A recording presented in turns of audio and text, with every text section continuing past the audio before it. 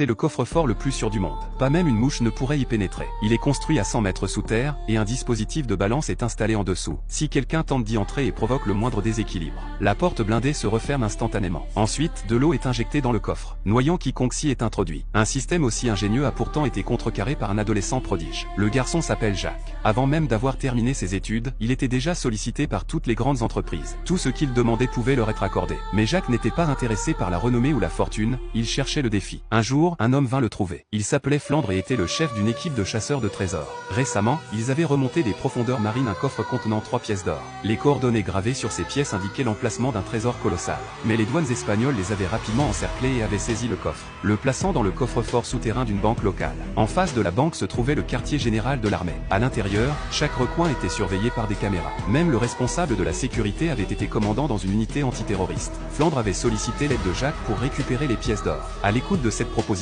Jacques sentit son intérêt éveillé. Il accepta. Le lendemain, il prit l'avion pour l'Espagne. Là-bas, il rencontra l'équipe de Flandre. Marc, le hacker. Bella, la voleuse professionnelle. Payson, ancien marine. Et Kane, chargé de la logistique. Une fois tous les membres réunis, ils commencèrent immédiatement à élaborer leur plan. Marc pirata d'abord le système de surveillance de la banque. Pendant ce temps, Jacques se fit passer pour un agent d'entretien pour infiltrer l'établissement. Pour ouvrir le coffre, 2 clés étaient nécessaires, ainsi que l'empreinte digitale du responsable de la sécurité. Bella se fit passer pour une experte en art et entra dans la banque.